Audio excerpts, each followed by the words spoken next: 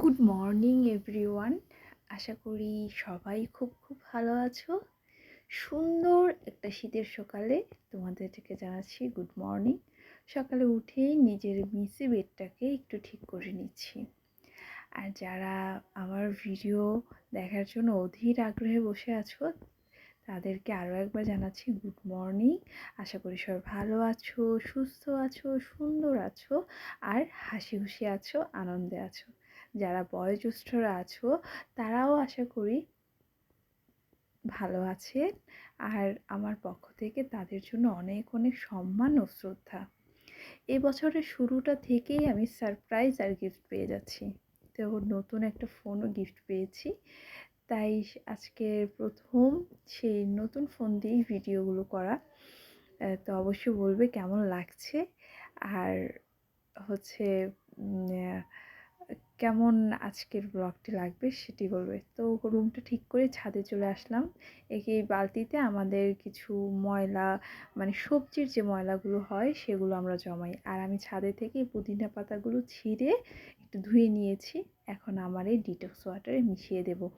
আজকের ডিটক্স ওয়াটারটা আমি গাজর আর পুদিনা পাতা দিয়ে রেডি করেছি। আমি কখনো গাজরের ডিটক্স ওয়াটারটা খাইনি, এই প্রথম। তো আমার কাছে বেশ ভালো লেগেছে। দিন শেষে আজকে প্রায় এই বোতলটাতে 800 ml পানি হয়। তো আমি 3টা বোতলই শেষ করে তিনবার পানি এটার সাথে মিক্সড করে খেয়েছি। বেশ ভালো লেগেছে আমার কাছে। আর এত সুন্দর ছাদ দেখিয়ে তোমাদেরকে আরও একবার জানাচ্ছি সকালের শীতের মিষ্টি রোদে শুভ সকাল বন্ধুরা। তো ছাদে এসেছি, ছাদে তো অবশ্যই পানি দিতে হবে। আগে একটু মেডিটেশন করে নিলাম, তারপর গাছে পানি দেওয়ার কাজে লেগে গেলাম। আমরা আমাদের সংসারের সব কাজগুলোই কিন্তু আমরা গৃহিণীরা করে থাকি। একদম সকাল ভোর থেকে রাত অবধি আমরা কাজ করি, কিন্তু এই কাজ করতে করতেই একঘেয়েমি কাজগুলো করার মধ্যে দিয়ে আমাদের চলে আসে একদম বিরক্তিকর রাগ, জেদ, যেটা আমাদের মানসিক স্বাস্থ্যের উপর খুব বড় একটা চাপ প্রয়োগ করে এবং পরে এটা ফিজিক্যালি হয়ে যায়। এর জন্য আমি আজকে 4টি টিপস দিব। প্রথম টিপস যেটা হচ্ছে রুটিনটা মেনে চলো। আর এই যে তোমাদেরকে বলেছিলাম আমি মরিচ গাছ এনে লাগিয়েছি, ফুলের কলি এসেছে, ফুল কেন ফুটছে না? এই যে দেখো সময় হয়েছে তাই এখন ফুল ফোটা শুরু হয়ে গেছে। তো এত অধৈর্য হলে তো হবে না, আমরা আসলে ধৈর্য ধরতে চাই না। তো যেটা বলছিলাম, রুটিনটা মেনে চলো। সকালে কয়টায় তুমি ঘুম থেকে উঠবে, সকালে কি কাজগুলো করবে, দুপুরে কি কাজগুলো করবে, সন্ধ্যা বা রাতে তুমি কি কাজগুলো করবে, সেটা একটা রুটিন করে ফেলো। আজকে খাবো ঢাকাইয়া নাস্তা, যেটা হচ্ছে দুধ চার পরোটা। পুরান ঢাকাইয়াদের তো এই দুধ চার পরোটা ছাড়া হয়ই না। আর লিকারটা আমি কিভাবে তৈরি করি সেটা তোমরা আগে থেকেই জানো, তাই আজকে আর নতুন করে দেখালাম না। তো আমার কাছে মনে হয়েছে লিকারটা একটু কম হয়ে গেছে, তাই একটু চায়ের পাতা উপর দিয়ে দিলাম। তো রুটিনটা মেনে চলো, কখন কি করবে, কখন কি রেডি করবে, আজকে কি রান্নাগুলো করবে, আজকে কি কাজগুলো করবে, রুমটা কি ডিপ ক্লিন করবে না লাইট ক্লিন করবে, কোন মানে কাপড় চোপড় ধোয়ার প্রয়োজন হলে কি কাপড়গুলো আজকে ধুয়ে রাখবে, কি কাপড়গুলো আগামীকাল ধুলেও চলবে। এই যে একটা রুটিন মাফিক চলা এবং এই সবগুলো কাজ শেষ করে দিনের শেষে তোমার জন্য 10টা মিনিট হলেও তুমি বের করে রাখো, এটাই যেন কাজে দিবে। এই যে নিজের যত্নটা নিচ্ছ, পরিবারের সংসারের সবার যত্ন নিয়ে এই নিজের যত্নটা যে নিচ্ছ, এটাই অনেক। এটাই তোমার নিজেকে নিজে গিফট দেওয়া। আজকে হেয়ার অয়েলিং করব, তাই একটু অয়েলটাকে ঝাঁকিয়ে নিলাম, কারণ তোমরা তো জানোই এটার সাথে কী আমি মিক্সড করেছি। আজকে এটার সাথে একটা আলাদা ইনগ্রিডিয়েন্ট মিক্সড করব, যেটা হেয়ারকে প্রচণ্ড স্মুথ রাখে আর সিল্কি রাখে। আমার কেন যেন এই শীত আসার পরে হেয়ারটা অনেক রাফ হয়ে গেছে, বিশেষ করে এখানে আসার পরে আরও বেশি রাফ হয়ে গেছে। তাই দেখতেই পাচ্ছ এখন আমার হেয়ারে কতগুলো তেল লাগবে। তো এখানে দেখলে আমি নারকেল তেল, যেটা নারকেল তেলের সাথে মিক্সড নারকেল তেল, সেটা আমি নিয়ে নিলাম। আর হচ্ছে খুবই কম পরিমাণে জনসন বেবি অয়েলটা নিলাম। এটা চুলটাকে খুব সিল্কি করে। বাস হেয়ারটা অয়েলিং করে আমি এখন চলে আসলাম রান্না করতে। এই যে দুপুরে রান্না বসিয়ে দিয়েছি, রুই মাছের আজকে একটা তরকারি হবে। আরেকটা এখানে রান্নার রেসিপি তোমাদের সাথে শেয়ার করব, যেটা এখানে আমি শুকনো হলুদ, শুকনো মরিচ গুঁড়ো, পেঁয়াজ দিয়ে আর হচ্ছে একটু আদা রসুন দিয়ে ভালো মতো এই মাছের মাথাটাকে কষিয়ে নিচ্ছি। তারপর এটার মূল খেলা হচ্ছে একটু পরে।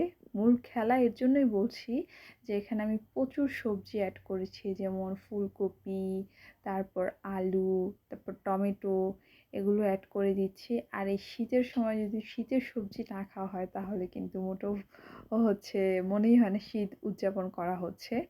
আরেকটা জিনিস এটার সাথে আমি অ্যাড করব, সেটা আমি জানি তোমরা দেখলে একটু অবাক হয়েও যেতে পারো। এখন আমি কাঁচামরিচটা দিয়ে দিচ্ছি, কারণ হচ্ছে এই টাইমটাতে কাঁচামরিচটা দিলে খুব সুন্দর একটা স্মেল আসবে।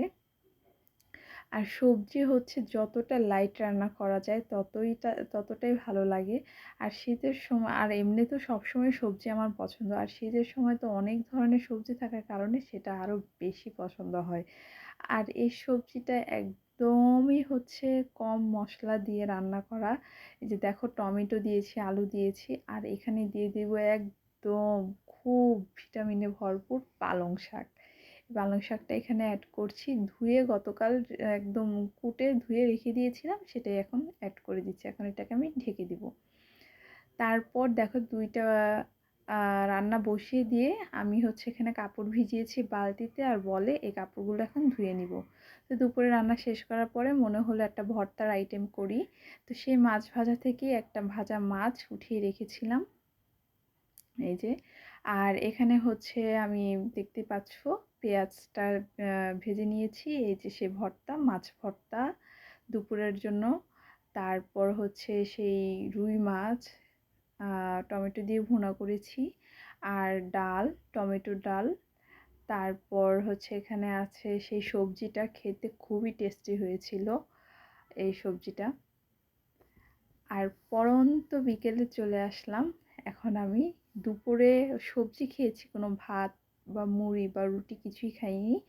আর এই যে নুডলসটা নিয়ে বসে পড়লাম।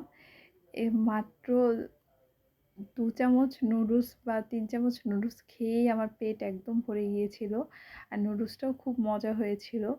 আর নুডলসটা হচ্ছে আমার মিমি, মানে ফুপি হয়, তাকে আমি মিমি বলে ডাকি, সে দিয়ে গিয়েছিল। আর তার হাতে নুডলস মানেই জোস।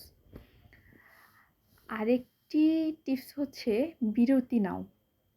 প্রতিদিন একঘেয়েমি কাজ করতে ঘরের ভেতর থাকতে থাকতে তোমার জেলখানা মনে হতে পারে। যেইটুকু সময় নিজের জন্য বের করেছো সেটুকু সময় তুমি বাইরে যাও, হেঁটে আসো, বা সপ্তাহে একদিন ঘুরতে যাও ফ্যামিলি মেম্বার সবাইকে নিয়ে। এই যে বিরতিটা, তোমার মেন্টালিটি এটা চেঞ্জ হবে, একদম অন্যরকম চনমনে হয়ে যাবে। আর নিজেকে নিজে মূল্য দাও। আমরা অনেক গৃহিণীরাই আছি নিজেকে নিজে মূল্য দেই না, কিন্তু হ্যাঁ, অন্যজন ভ্যালু দেওয়ার আগে নিজেকে নিজে আগে ভ্যালু দাও, তাহলেই তোমাকে অন্যজন ভ্যালু দিবে। তারপর আমার নুডলস খাওয়া শেষ। সকালের দুধ চা 1 কাপের মতো ছিল, সেটাই গরম করে কার্টুন দেখতে দেখতে বসে পড়লাম। এটাই শেষ করব এখানে। আজকের ব্লগটি এই পর্যন্তই।